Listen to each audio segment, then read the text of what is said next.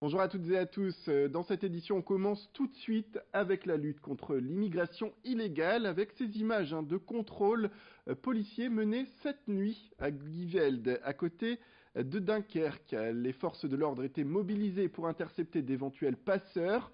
Dans le Dunkerquois, la problématique est différente comparée à Calais, mais les réseaux de passeurs sont davantage implantés là-bas et mieux organisés. Les contrôles s'effectuent alors que le nombre de migrants présents sur la côte d'Opale aurait baissé ces dernières années. Il faut toutefois accentuer la lutte contre le trafic d'êtres humains. Cela reste une priorité pour les forces de l'ordre, qu'elles soient françaises ou belges. D'ailleurs, les deux polices ont travaillé en pleine coopération. Explication tout de suite avec cette interview signée Corentin Escaillé. Il y a une coordination qui se met en place entre les gendarmes et la police belge, principalement sur l'axe dont nous sommes ici ce soir, donc c'est-à-dire l'axe Belgique par la route de Furnes et par Bredune, et aussi également par la 16, où il y a les CRS qui sont également intervenants sur ce genre d'affaires. Effectivement, les collaborations sont très bonnes. Alors pour ce soir, on fait des contrôles tout azimut, c'est-à-dire qu'on fait des contrôles routiers de papier, des contrôles alcoolémiques qui peuvent être faits aussi, et du fait qu'il y a un OPJ sur place. Et ensuite, les contrôles, on est quand même ciblé ce soir sur l'immigration. Donc on contrôle plus particulièrement tout l'axe Belgique-France. Les fourgonnettes sont quand même prioritairement contrôlées, ça c'est certain, que les migrants sont plutôt montés dans des fourgonnettes, mais il peut y avoir tout type de véhicules. On sait très bien que les migrants montent par moment à 9-10 dans un véhicule particulier. La saison estivale approche et avec elle les vacances de printemps. Vous l'avez peut-être remarqué, les touristes se font de plus en plus nombreux à aller se balader durant les week-ends sur la côte d'Opale. Les stations balnéaires sont donc à pied d'œuvre, comme en ce moment à Wimereux. Un chantier se déroule pour aménager la plage.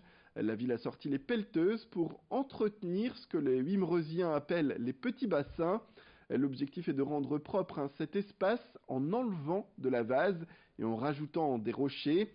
Sur la digue nord, la plaine de jeu qui avait été, souvenez-vous, grandement endommagée lors d'une tempête en décembre dernier, devrait être remise en état. Qu'à cela ne tienne d'ailleurs, tout sera réinstallé d'ici 10 jours. Explication avec le maire Francis Ruel, il était au micro de Louis Caillé.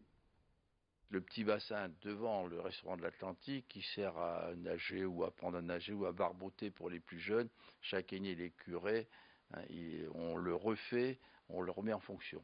Parce qu'il y a le sable, il y a les marais, il y a des cailloux, il y a, comment dirais-je, il faut le recreuser un peu pour avoir une pataugeoire, je dirais, suffisante pour les enfants.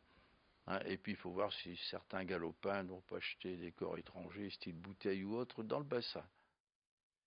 On en vient au grand angle de la rédaction. Ce samedi, une brasserie de la région propose un projet assez insolite. Il vous sera possible d'acheter un pied de houblon pour 5 € pour ensuite le faire pousser chez vous.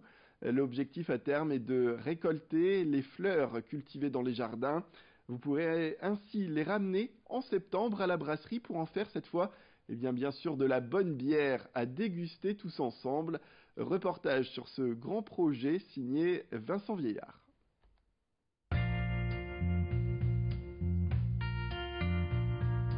Une bière faite avec le houblon qui aura poussé dans votre propre jardin ou sur votre balcon. C'est le défi de la brasserie Moulin d'Ascq. Et on ne plaisante pas avec le houblon. Ceux qui voudront tenter l'aventure devront d'abord écouter les conseils techniques de professionnels afin de récupérer des fleurs de qualité. Ça demande un petit peu de connaissance, un peu de suivi, s'assurer que la plante soit au sud, qu'elle ait un peu d'eau évidemment, mais rien de bien plus compliqué que ça. Pas forcément de compétences particulières, juste une petite précision de comment cultiver ça. Puis si vous avez la main verte, évidemment, ça sera très facile. Le top du top, c'est d'avoir un jardin, mais on sait bien que tout le monde n'a pas un jardin dans la métropole lilloise, donc même un balcon, finalement, ça peut très bien fonctionner. Donc imagine une petite jardinière dans laquelle on va mettre le houblon et puis quand même un petit tuteur ou un fil pour aider cette plante vivace à grimper et à l'orienter quand même pour qu'elle ne soit pas à même le sol et qu'elle risque une contamination. Au-delà du côté participatif, cet événement a aussi un côté ludique. À la brasserie Moulin d'Ascq, on ne brasse que de la bière bio. Pas question que le houblon qui sera distribué ne soit traité. Pas d'engrais, pas de produits, la plante devra pousser naturellement. Voilà, l'idée évidemment c'est qu'on s'approche quand même de...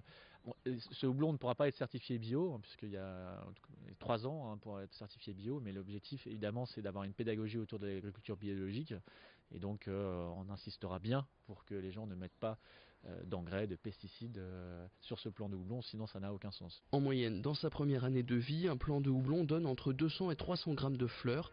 Si une centaine de personnes participent à cette expérience, ce seront près de 2000 bouteilles qui pourront être créées.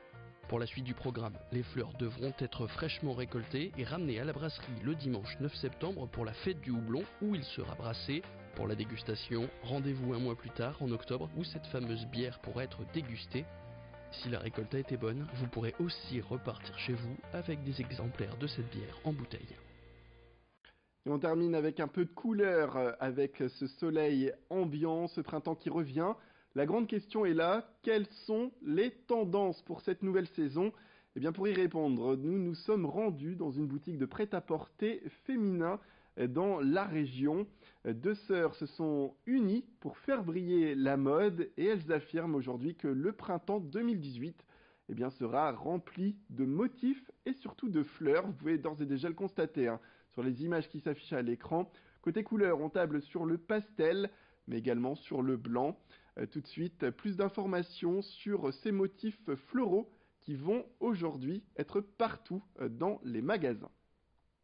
Cette année, vraiment, c'est la robe qui est la pièce maîtresse de l'été, du printemps-été. La robe dans toutes ses longueurs, parce qu'on a du court, du long, du 3/4 aussi, pas mal. Et vraiment, le must, c'est la robe à fleurs.